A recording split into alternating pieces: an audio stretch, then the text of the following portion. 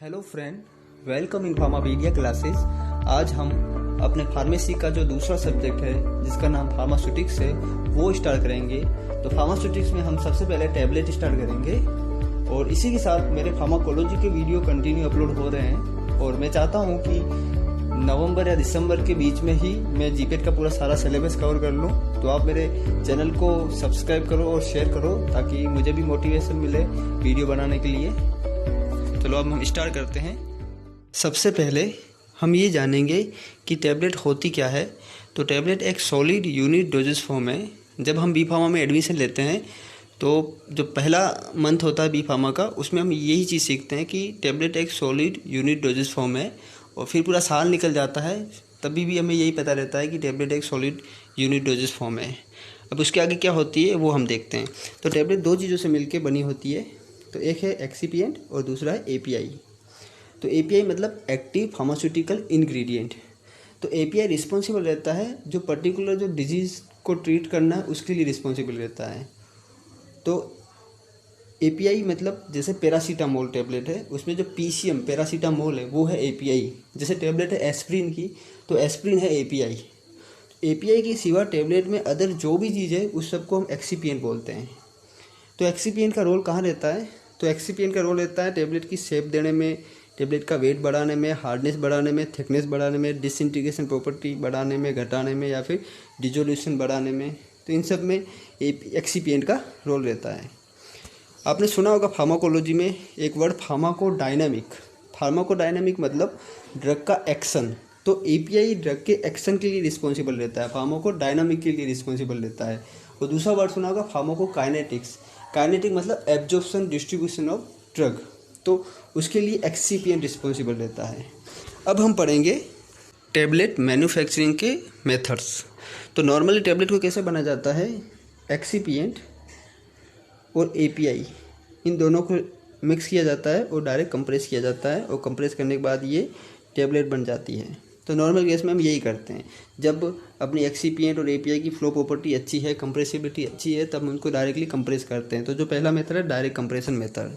जो दूसरा मेथड है उसमें क्या करते हैं कि अगर अपना एक्सिपिएंट और एपीआई इन दोनों की फ्लो प्रॉपर्टी अच्छी नहीं है, कंप्रेसिबिलिटी अच्छी नहीं है, तो पहले हम इन दोनों को मिक्स करके क्या बनाते हैं, बड़े बड़े ग्रेन्यूल्स बनाते हैं।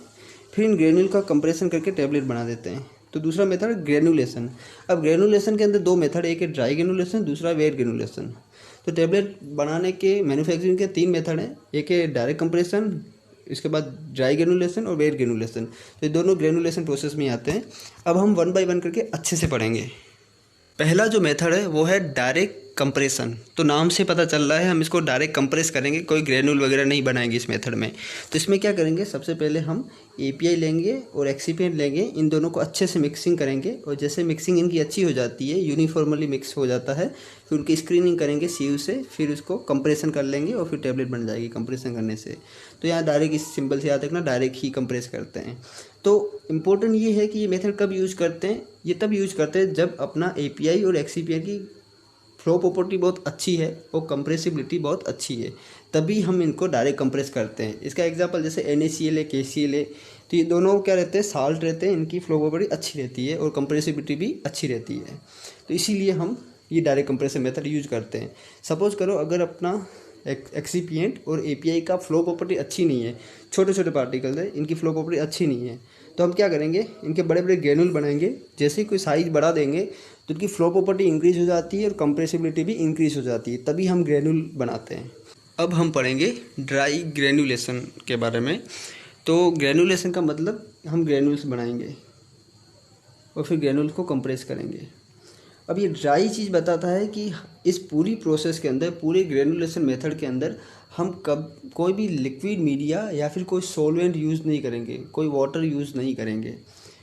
तो इसको, इस ड्राई को आप कंपेयर मत करना कि हम इसमें कोई ड्राइंग वगैरह करते हैं, बाहर से हीट प्रोवाइड करके ग्रेनुल को ड्राई करते हैं, तो वो ड्राई नहीं है। ड्राई का मतलब है कि हम कोई लिक्विड मीडिया यूज़ नहीं करते, कोई वाटर यूज़ नहीं करते इसके अंदर। तो इसमें क्या करते हैं, तो देखो इसमें हम एपीआई और एक्सिपिएंट होते हैं, दोनों को मिक्स करते हैं, इनकी मिक्सिंग हो जाती है, फिर उनकी स्क्रीनिंग करते हैं सीव से। जैसे स्क्रीनिंग हो जाएगी उसके बाद हम स्लगिंग करते हैं। तो स्लगिंग क्या है, स्लगिंग एक टाइप का कंप्रेशन ही है। तो मतलब छोटे छोटे API और एक्सीपीएंट के पार्टिकल होते हैं, उनको हम जैसे कंप्रेस करते हैं तो इस बड़े बड़े साइज़ के पार्टिकल बन जाते हैं। तो इसी को स्लगिंग बोलते हैं। अब ये स्लगिंग किससे करते हैं? ये चिल्सोनेटर रोलर कंपैक्टर। तो इसका नाम आपको याद रखना है। पूछते हैं कि स्लगिंग, पहला तो क्वेश्चन ये आता है स्लगिंग किस मेथड में यूज़ किया जाता है, तो वो ड्राई ग्रेनुलेशन में किया जाता है। और किससे किया जाता है? वो चिल्सोनेटर रोलर कंपैक्टर से यूज किया जाता है। तो हमने बड़े बड़े पार्टिकल बना दिए, फिर हमने क्या किया, फिर से स्क्रीनिंग की, फिर से हम स्क्रीनिंग करके फिर से हमने ग्रेनुल बनाए, फिर उस ग्रेनुल को कंप्रेस करके टैबलेट बनाया। तो इस प्रोसेस में अगर आप देखोगे तो हमने 2 जगह कंप्रेशन किया है। एक तो कंप्रेशन पहला स्टेज ये स्लगिंग में कंप्रेशन किया है, दूसरा हमने यहाँ पे कंप्रेशन किया है, ग्रेनुल को कंप्रेस किया है, फिर टैबलेट बनाई है। तो इसी प्रोसेस को हम डबल कंप्रेशन प्रोसेस भी बोलते हैं। तो एग्जाम में ये भी पूछा जाता है, double compression process is dry granulation, या फिर स्लग डी स्लग। तो इस स्लगिंग से आपको पता चल जाएगा। और ये जो मेथड है ये किसके लिए यूज़ किया जाता है? तो ये उन ड्रग के लिए यूज़ किया जाता है मेथड जो मॉइस्चर सेंसिटिव है। मॉइस्चर सेंसिटिव तभी तो लिया जा रहा है क्योंकि हम इसमें कोई मीडिया यूज़ नहीं कर रहे हैं, कोई वाटर यूज़ नहीं कर रहे हैं। तो इसमें कोई वाटर नहीं आएगा तो वो ड्रग डिग्रेड नहीं होगी। तो मॉइस्चर सेंसिटिव वाली ड्रग उन्हीं के लिए ये मेथड यूज़ किया जाता है, जैसे कि विटामिन प्रिपरेशन है, या फिर एस्प्रिन है, या फिर और कोई ड्रग है। जैसे एस्प्रिन वाटर में हाइड्रोलिस हो जाता है एस्प्रिन का, तो इसीलिए एस्प्रिन के लिए ड्राई ग्रेनुलेशन प्रोसेस यूज़ की जाती है। ये एग्जाम में क्वेश्चन आया हुआ भी है। तो आई होप कि आपको ये मेथड पूरा अच्छे से पता चल गया होगा। अब हम वेट ग्रेनुलेशन के बारे में पढ़ेंगे। तो ग्रेनुलेशन का मतलब ये हुआ कि हम एक्सीपिएंट और API से ग्रेनुल्स बनाएंगे और फिर हम उनको कंप्रेस करके टैबलेट बनाएंगे। और वेट का मतलब ये हुआ कि ये ग्रेनुल्स बनाएंगे, इस प्रोसेस के अंदर हम लिक्विड मीडिया यूज़ करते हैं। और वो लिक्विड में वाटर हो सकता है और सॉल्वेंट भी हो सकता है। तो जैसे हमने पीछे पढ़ा था ड्राई ग्रेनुलेशन, तो उसमें कोई मीडिया यूज़ नहीं किया जाता था, बट इसमें मीडिया यूज़ किया जाता है। तो इसमें कैसे बनाएंगे इसको? जैसे API, एक्सीपिएंट और लिक्विड मीडिया, इन तीनों को मिक्स किया जाएगा। वो आपको पता है लिक्विड मीडिया क्या करता है, ये बाइंडिंग फोर्स बढ़ा देता है API और एक्सीपिएंट के बीच में। तो जैसे बाइंडिंग फोर्स बनाएगा तो ग्रेनुल्स बन जाएंगे। फिर वो ग्रेनुल्स बना तो उस ग्रेनुल्स के अंदर ही मीडिया भी है। तो हमें मीडिया नहीं चाहिए, हमें मीडिया का काम यही था कि बाइंडिंग फोर्स बढ़ जाए और दोनों में ग्रेनुल्स बन जाए। तो जैसे ग्रेनुल बन गए तो फिर हम इसको ड्राइंग करते हैं, ड्राइंग करेंगे, जिससे क्या होगा, लिक्विड मीडिया सारा इवोपरेट हो जाएगा। तो याद रखना, जैसे पीछे हमने पढ़ा था ड्राइंग ग्रेनुलेशन, ड्राई ग्रेनुलेशन, तो उसमें हम ड्राइंग नहीं करते थे, बट ये वेट ग्रेनुलेशन इसके अंदर ड्राइंग करते हैं। क्यों करते हैं? तो उसका लॉजिक है कि हम इसके अंदर जो मीडिया यूज करते हैं, लिक्विड मीडिया, उसको इवोपरेट करना है। तो इसको हम ड्राइंग करते हैं। ड्राइंग करने के बाद साइजिंग करते हैं, ब्लेंडिंग करते हैं, उसके बाद कंप्रेस करके टैबलेट बना देते हैं। तो आपने देखा इस प्रोसेस के अंदर हम एक्स्ट्रा एक ड्राइंग करते हैं और हम एक लिक्विड मीडिया यूज करते हैं। और पीछे हमने जो ड्राई ग्रेनुलेशन पढ़ा था उसमें हम ना तो लिक्विड मीडिया यूज करते थे और ना ही ड्राइंग करते थे, और वहाँ पे हम स्लगिंग करते थे। यहाँ पे स्लगिंग नहीं की जाती है।